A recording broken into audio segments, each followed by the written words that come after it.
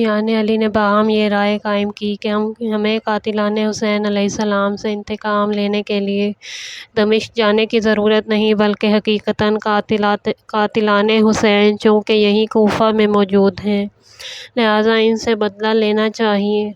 لیکن اس صورت میں ابن زبیر کی حکومت سے ان کا تصادم لازمی تھا، اس لیے کہ قاتلان امام حسین علیہ السلام کا براہ راست تعلق اگرچہ حکومت شام سے تھا، مگر وہ اس وقت کوفہ کے باشندے تھے۔ ان سے انتقام لینے کے معنی تھے قانون کو اپنے ہاتھ میں لینا، اور ظاہر ہے کہ حکومت وقت کو اس صورت میں اپنے نظام کے تحفظ کی خاطر ان افراد کی حفاظت کرنا تھی جو اس شہر کے باشندے تھے۔ مرزا مختار اور ان کی جماعت کے لیے قاتلان حسین سے اپنے حسب دل خواہ انتقام لینا ممکن ہی نہ ہو سکتا تھا، جب تک کہ کوفہ کی موجودہ حکومت کو ختم کر کے ایک خود مختار حکومت قائم کرنے میں کامیاب نہ ہو جائے۔ چنانچہ اس نظریے کے ماتحت ان کا حکومت ابن زبیر سے تصادم ناگزیر ہوا، اور نتیجتاً عبداللہ بن مطیع کے تابع مقابلہ نہ لا کر فرار اختیار کرنے پر کوفہ میں مختار کی حکومت قائم ہو گئی۔ مرزا مختار دو حکومتوں کے غیظ و غضب کا مرکز بن گئے، ایک طرف حکومت شام جس سے براہ راست قاتلان امام حسین علیہ السلام کا تعلق تھا، اور دوسری طرف ابن زبیر کی حکومت جو کوفہ میں اپنے تسلط کے لیے مختار سے جنگ کرنا ضروری سمجھتی تھی۔ اس صورتحال کے دیکھنے کے بعد ہی ہم ان الزامات کی حقیقت کے متعلق بہت کچھ سمجھ سکتے ہیں جو مختار کے متعلق عام تواریخ میں درج کر دیے گئے۔ مثلاً یہ کہ وہ علم غیب کے مدعی تھے، وہ کہتے تھے کہ میرے پاس جبرائیل آتے ہیں۔ انہوں نے محمد حنفیہ کی محدودیت کا اعلان کر کے غلط طور پر خود کو ان کا نمائندہ بتایا، اور کہ ان کی طرف سے جعلی خط بنا کر ابراہیم بن مالک اشتر کو اپنا ہم خیال بنایا، وغیرہ وغیرہ۔ سمجھتے ہیں کہ یہ سب حکومتوں کی طرف سے ان کے خلاف پروپیگنڈا تھا، جس کی مثالیں برابر تاریخ میں ہمارے سامنے آتی رہتی ہیں، یہاں تک کہ عبداللہ ابن زبیر کو یزید اور اس کے خواہاں خواہ ملحد کے نام سے یاد کرتے تھے۔ پھر اگر مختار کے خلاف اس قبیل کے الفاظ ملتے ہیں تو انہیں کیوں کر حقیقت سمجھا جا سکتا ہے؟ ان الزامات کا غلط ہونا ان افراد ہی پر نظر کرنے سے ثابت ہو جاتا ہے جو مختار کے ساتھ تھے اور برابر ساتھ رہے، جیسے کہ ابو طفیل عامر بن واصلہ کہ جو صحابی رسول صلی اللہ علیہ وآلہ وسلم تھے، ابو عثمان نہدی، اور پھر رفاع بن شداد، یزید بن انس، عبد الرحمن بن سعید بن قیس، ورقہ بن عازب اور احمر بن شمیت وغیرہ۔ یہ سب صاحبان بصیرت اور دین دار لوگ تھے۔ ابراہیم بن مالک اشتر کے متعلق مان بھی لیا جائے کہ انہیں غلط تحریر دکھلا کر موافق بنا لیا گیا تھا، تو بعد میں مختار کے ساتھ تقریباً ہر وقت رہنے کے باوجود انہیں مختار کے عقائد و اعمال پر اطلاع نہ ہوتی، اور اطلاع ہونے کے بعد وہ منحرف نہ ہو جاتے۔ فرض کیا جائے کہ انہیں ہر وقت ساتھ رہنے کے باوجود ان باتوں کی اطلاع نہیں ہوئی، تو آخر ان راویوں کو ان کی اطلاع ترک کیوں کر ہو سکی جو مختار کے ساتھ ویسے روابط بھی نہ رکھتے تھے؟ مختار کا خلوص تو اس سے ظاہر ہے کہ حکومت پانے کے بعد بھی مختار اور ان کے ساتھیوں نے اپنے نصب العین کو فراموش نہیں کیا، اور چن چن کر انہوں نے قاتلان حسین علیہ السلام کو قتل کرنا شروع کر دیا، جس طرح ان کا امتیازی نعرہ تھا یا لسارات الحسین۔ اسی کے مطابق ان کا عمل ظاہر ہوا۔ اس کی تکمیل اس طرح ہو گئی کہ ایک طرف تو عبید اللہ ابن زیاد شام کی فوج لے کر موصل پر حملہ آور ہوا، مختار نے اس کے مقابلے کے لیے 3000 کی جمعیت کے ساتھ یزید بن انس کو بھیجا۔ اس فوج نے دشمن کے لشکر جنگ میں شکست بھی دے دی، مگر عین معرکہ جنگ میں یزید بن انس کی جو پہلے سے بیمار تھے وفات ہو گئی، اور ورقہ بن عازب نے فوج دشمن کی کثرت اور اپنی قلت تعداد کے سبب اپنے سردار کے انتقال کے بعد اس مہم کو کوفہ سے مزید مدد منگوانے تک ملتوی کر دینے کا فیصلہ کیا۔ مختار کو یہ اطلاع ہوئی تو انہوں نے ابراہیم بن مالک اشتر کو 7000 فوج کے ساتھ ورقہ کی مدد کے لیے موصل کی طرف روانہ کیا۔ کوفہ کے سرداروں نے جو تقریباً سبھی وہ لوگ تھے جو امام حسین علیہ السلام کے مقابلے میں جنگ میں شرکت کر چکے تھے، اس موقع کو غنیمت جان کر ابراہیم کوفہ سے باہر گئے ہیں اور مختار تقریباً اکیلے ہیں۔ متفق ہو کر بغاوت کر دی اور مختار سے جنگ شروع کر دی۔ مختار نے اپنے ساتھ والی جماعت کے ساتھ ان لوگوں کا معمولی طور سے مقابلہ جاری رکھا اور ایک قاصد کو ابراہیم بن مالک اشتر کے پاس بھیج کر اطلاع دی کہ وہ اپنی فوج کے ساتھ فوراً کوفہ کی طرف واپس آئیں۔ چنانچہ تیسرے دن وہ اپنے لشکر کے ساتھ کوفہ واپس آ گئے۔ اب دشمنان آل رسول صلی اللہ علیہ وآلہ وسلم کی سرکوبی کا ہنگام آ گیا تھا، چنانچہ گرفتاریوں کا سلسلہ شروع ہو گیا۔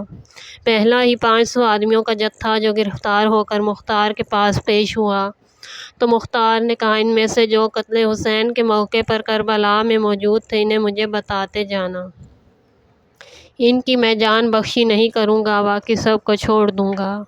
چنانچہ جن جن کے بارے میں یہ الزام ثابت ہوا وہ قتل کر دیے گئے، باقی سب کو اقرار وفاداری لینے کے بعد رہا کر دیا۔ اس کے بعد مختار کی جانب سے شہر میں ندا دی گئی کہ جو اپنے گھر کا دروازہ بند کر کے بیٹھ جائے اسے امان ہوگی، سوائے اس شخص کے جو آل رسول صلی اللہ علیہ وآلہ وسلم کے خون میں شریک ہوا۔ عمر کلسیان پولیس کے افسر تھے۔ چونکہ قاتلان حسین علیہ السلام بھی اب گھروں میں چھپ گئے تھے، اس لیے اب وہ مامور ہوئے کہ 1000 مزدور ساتھ لے کر جائیں اور جو مظالم کربلا میں شریک تھے ان کے گھروں کو مسمار کرائیں، کیونکہ ابو عمر ان لوگوں سے خوب واقف تھے۔ چنانچہ انہوں نے بکثرت گھر منہدم کرائے اور اس ذیل میں بہت سے دشمنان اہل بیت قتل ہوئے۔ اب بڑے بڑے نمایاں افراد جو قاتلان امام حسین علیہ السلام میں سے تھے تلوار کے گھاٹ اتار دیے گئے، جن میں شمر بن ذیل جوشن، عبداللہ بن اسد، حمل بن مالک محاربی، زیاد بن مالک اور دیگر تھے۔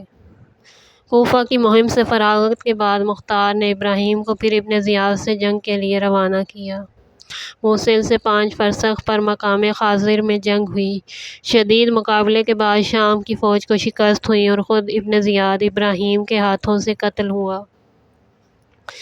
اس کے علاوہ حسین بن نمیر اور شرجیل بن ذی القلعہ جو شام کے 2 مشہور سردار تھے وہ بھی اس جنگ میں مارے گئے۔ ابراہیم نے ابن زیاد کا سر کاٹ کر مختار کے پاس بھیجا اور مختار نے اسے محمد حنفیہ کے پاس بھیج دیا۔ اس کے بعد ابراہیم نے موصل اور اس کے تمام اطراف پر تسلط قائم کر کے عمال مقرر کیے اور خود نصیبین میں جا کر قیام کیا۔ مختار اب کوفہ میں اکیلے رہ گئے۔ ابن زبیر کو مختار سے بنائے مخاصمت قائم ہو چکی تھی اور عراق میں بصرہ پر ان کا تسلط قائم تھا۔ اس دوران میں انہوں نے بصرہ کے مقامی حاکم کو جو زیادہ ان کے نزدیک قابل اطمینان نہ تھا معزول کر کے اپنے بھائی موصب بن زبیر کو بصرہ میں حاکم مقرر کیا۔ ممکن ہے اسی وقت اس کا مقصد مختار کے مقابلے میں مہم کا سر انجام دینا ہو۔ کوفہ سے جو قاتلان امام حسین علیہ السلام مختار کے ہاتھوں بچ کر کسی طرح نکلے، جیسے شبس بن ربیع، محمد بن اشعث وغیرہ، وہ سیدھے موصب بن زبیر کے پاس بصرہ پہنچے اور انہوں نے بھی اس کو مختار سے جنگ پر آمادہ کیا۔ خصوصیت کے ساتھ شبس بن ربیع اور محمد بن اشعث نے بڑے مبالغے کے ساتھ اپنی مظلومی کے غلط افسانے سنا کر کوفہ پر حملہ کرنے کی ترغیب دی۔ دنیوری کا بیان ہے 10,000 اہل کوفہ رفتہ رفتہ نکل کر بصرہ پہنچ گئے اور ان سب نے محمد بن اشعث کی سرکردگی میں موصب کو کامیابی کا یقین دلایا۔ اسی دوران میں ایک واقعہ یہ بھی پیش آیا کہ عبداللہ ابن زبیر نے مکہ معظمہ میں محمد حنفیہ، ان کے متعلقین اور ان کوفہ کے آدمیوں کو جو مکہ میں قید تھے مقید کر دیا اور ایک مدت مقرر کر دی کہ اگر اس وقت تک انہوں نے بیعت نہ کی تو وہ سب زندہ جلا دیے جائیں گے۔ محمد حنفیہ نے ایک قاصد کے ذریعے سے اس کی اطلاع مختار کو دی۔ مختار نے کوفہ سے فوج روانہ کی جس نے مکہ جا کر محمد حنفیہ اور ان کے ساتھ والوں کو قید سے رہائی دی۔ یہ لوگ تو ابن زبیر کا خاتمہ کر دینے پر آمادگی ظاہر کر رہے تھے، مگر محمد حنفیہ نے حرم میں خون ریزی سے سختی کے ساتھ ممانعت کی، اس لیے یہ لوگ محمد حنفیہ کو ایک محفوظ جائے پناہ تک پہنچا کر واپس آ گئے۔ موصب بن زبیر نے غالباً اپنے بڑے بھائی عبداللہ ابن زبیر کی ہدایت ہی کی بنا پر ایک لشکر گراں کے ساتھ کوفہ پر حملہ کر دیا۔ مختار نے بھی مقابلے کی تیاری کی، مگر اب مشیت الہی کا فیصلہ کچھ اور تھا۔ مختار اپنے مقصد حیات کو پورا کر چکے تھے۔ ان کی طاقت بھی اس وقت یکجا نہ تھی، کیونکہ ابراہیم بن مالک اشتر نصیبین میں موجود تھے۔ اس صورتحال کی انہیں کوئی اطلاع نہ تھی، مصعب کے پاس فوج بہت زیادہ تھی۔ اس لیے خود کوفہ کے بہت سے لوگ جو دبے ہوئے تھے وہ بھی ان کا ساتھ دینے کے لیے اٹھ کھڑے ہوئے۔ نیز مختار کے خلاف ایک تکبہ وارانہ سوال عرب اور غیر عرب کا اٹھا دیا گیا تھا، اور یہ کہ مختار نے اجمیوں کو عربوں پر مسلط کر دیا۔ تمام عربوں کے جذبات کو مختار کے خلاف بھڑکا دیا گیا۔ تاہم مختار نے اپنے پاس کے لشکر کے ساتھ کئی دن بڑی بہادری کے ساتھ مصعب سے جنگ کی، جس کے دوران میں اس کے ساتھ کے کئی ممتاز سردار جیسے احمر بن شمیت وغیرہ شہید ہو گئے۔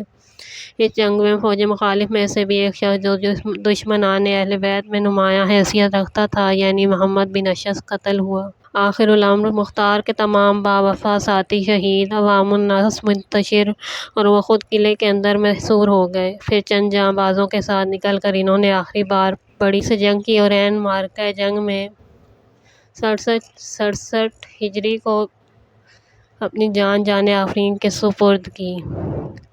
عداوت اور قساوت کی حد یہ تھی کہ ان کے بعد ان کی بیوی امرہ بنت نعمان بن بشیر انصاری کو، جنہوں نے مختار کو برا کہنے سے انکار کیا، مجمع عام میں قتل کیا گیا۔ یقیناً خوش قسمت ہے وہ انسان جو مشیت کے کسی مقصد کی تکمیل کا ذریعہ بنے۔ مختار انہی خوش قسمت انسانوں میں تھے۔ ان کی ذات کے ساتھ قدرت نے اپنا ایک عملی نظام وابستہ کیا تھا، اور اس نظام کی تکمیل کے ساتھ ان کی زندگی بھی ختم ہو گئی۔ اب وہ ختم نہیں ہوئی بلکہ جاودانی طور پر باقی ہے۔ یہی حقیقت ہے جب کسی قوم کو اس حد تک غلبہ اقتدار حاصل ہو جاتا ہے کہ اس کے صاحبان حل و عقد کے لیے محض ضروریات زندگی ہی نہیں بلکہ فراوانی کے ساتھ سامان تعیش بھی فراہم ہو سکے، تو اس میں عیش پسندی، جاہ طلبی، خود غرضی، ناعاقبت اندیشی، بزدلی پیدا ہو جاتی ہے، جس کے معنی یہ ہوتے ہیں کہ وہ منزل فنا میں حقیقتاً قدم رکھ چکی، جیسا کہ قرآن مجید میں ارشاد ہے۔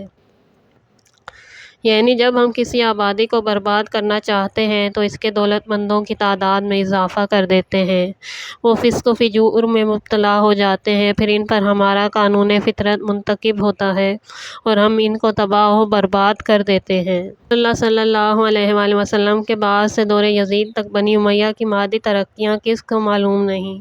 دولت و ثروت، وسعت مملکت، کیسر و کسرا کی ہمسری کرتے نظر آتے تھے، لیکن نفس پرستی اور تن پروری کے اعتبار سے ان سے بھی کہیں بڑھے ہوئے تھے۔ چنانچہ قانون فطرت کے مطابق ان کے انحطاط اور زوال کا وقت یوں ہی قریب آ چکا تھا۔ اس پر ناعاقبت اندیش یزید نے نشہ سلطنت و امارت سے سرشار ہو کر امام حسین علیہ السلام کو آپ کی روحانی عظمت اور حقانیت کی ناقابل تسخیر طاقت کا خیال کیے بغیر شہید کر دیا۔ اس کا نتیجہ ظاہر تھا، اور وہ یہ کہ متزلزل اموی نظام تیزی کے ساتھ تباہی اور بربادی کے آخری درجے تک پہنچ گیا۔ ادھر عبداللہ بن زبیر خون حسین علیہ السلام کا واسطہ دلا کر یزید کے مقابل آ گئے۔ ادھر اہل مدینہ جنہوں نے چھپ چھپاتے امام حسین کو شہید ہوتے دیکھا تھا، مخالف ہو گئے۔ توابین کا گروہ علیحدہ اٹھ کھڑا ہوا۔ مختار نے ایک طرف علم مخالفت بلند کیا، پھر زید بن علی ابن الحسین بھی 118 ہجری میں خون حسین کے انتقام ہی کے طالب ہو کر اٹھے اور اگرچہ شہید کر ڈالے گئے مگر ایک مستقل جماعت کی تشکیل کر گئے جو ظالم حکومت کے لیے خطرہ بنی۔ بنی عباس علیحدہ خون مظلوم کا بدلہ لینے کے نام سے بنی امیہ کے مقابل میں ڈٹے۔ یہ سمجھنا بالکل غلط ہوگا کہ ان تمام تحریکوں میں خلوص مضمر تھا، بلکہ ان میں سے بعض میں سیاسی کروٹیں تھیں، اور اسی لیے اولاد امام حسین علیہ السلام کا ان میں ذرا برابر ہاتھ نہ تھا۔ تاریخ بتلاتی ہے کہ اولاد امام انقلاب کنندگان سے علیحدہ رہتے ہوئے منع کرتے رہے، مگر قانون فطرت کو پورا ہونا تھا اور وہ پورا ہو کر رہا۔